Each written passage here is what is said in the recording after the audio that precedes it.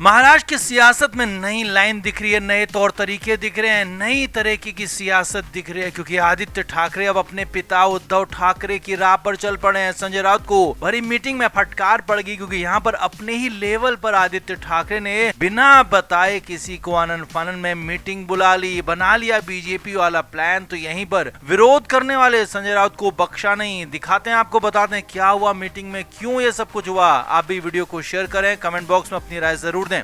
तो बीच में खबरें आई थी कि उद्धव ठाकरे बीजेपी को लेकर कुछ सॉफ्ट नजर आ रहे हैं, बीजेपी की केंद्रीय लीडरशिप से बात करना चाहते हैं, राज्य की लीडरशिप पर तो वो खासे मेहरबान बीच में दिख रहे थे, देवेंद्र फडणवीस की तारीफें कर रहे थे। लेकिन यहाँ पर शर्त वही थी कि एकनाथ शिंदे को साइडलाइन किया जाए, आइसोलेट किया जाए। लेकिन ना तो बीजेपी का सेंट्रल लीडरशिप और ना ही राज्य की लीडरशिप ने एकनाथ शिंदे को अलग थलग करने की बात मानी, और इसीलिए उद्धव ठाकरे की जो बातें थी या जो प्लान थे वो सक्सेसफुल हो नहीं पाए। अब इधर खबरें हैं कि अब आदित्य ठाकरे अपने पिता की राह पर चलते हुए अपने लिए, अपनी पार्टी के लिए, अपने पिता के लिए सियासी रास्ते बना रहे हैं, तलाश रहे हैं, और इसी के लिए बीजेपी प्लान पर वो खुद काम करने लगे हैं, अपने लेवल पर मीटिंग बुला ली। जी हाँ, महाराष्ट्र में बड़ी खबर ये थी कि उद्धव ठाकरे की पार्टी ने जिस महिला नेता को अपना प्रवक्ता बनाया था, उसने तुरंत ही एकनाथ शिंदे की पार्टी ज्वाइन कर ली। संजना घाड़ी शिंदे की अगुवाई वाली शिवसेना में शामिल हो गई, और ये सब कुछ तब हुआ जब उन्हें प्रवक्ता बनाया गया था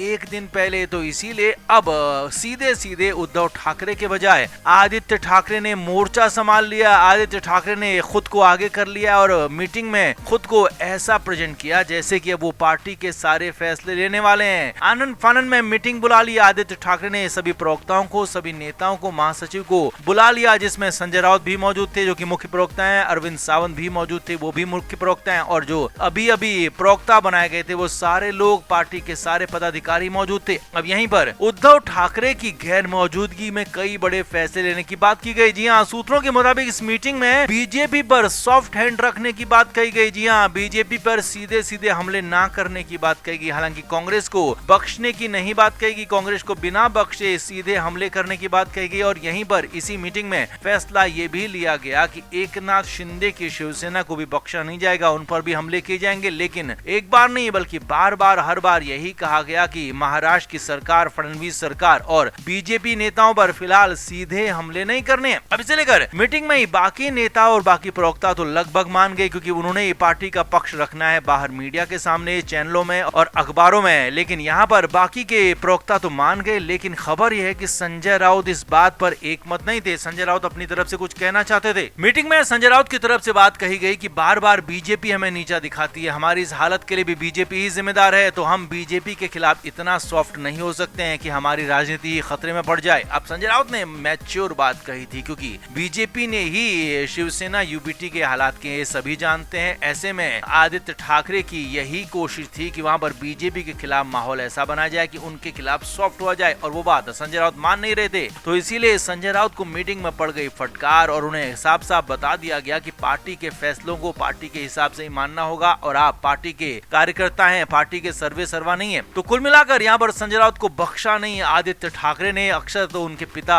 उद्धव ठाकरे ही संजय राउत को फटकार लगाते थे, लेकिन इस बार आनंद फानन में आदित्य ठाकरे ने मीटिंग बुलाई थी, तो उस मीटिंग में भी संजय राउत को फटकार पड़ गई, और साफ साफ कहा गया कि आप पार्टी के प्रवक्ता जरूर हैं, लेकिन पहले पार्टी के कार्यकर्ता हैं, तो कार्यकर्ता के हिसाब से, लिहाज से काम करें, पार्टी के मुखिया या फिर सर्वे सर्वा बनने की कोशिश ना करें। तो आप क्या मानते हैं, क्या आदित्य ठाकरे का ये बीजेपी प्लान, बीजेपी पर सॉफ्ट रहने और कांग्रेस पर हमला करने की प्लानिंग, क्या बीएमसी चुनाव को लेकर है या फिर कुछ और रणनीति यहाँ पर बन रही है? आप क्या मानते हैं? कमेंट बॉक्स में जरूर से जरूर बताएं, वीडियो को शेयर भी करें।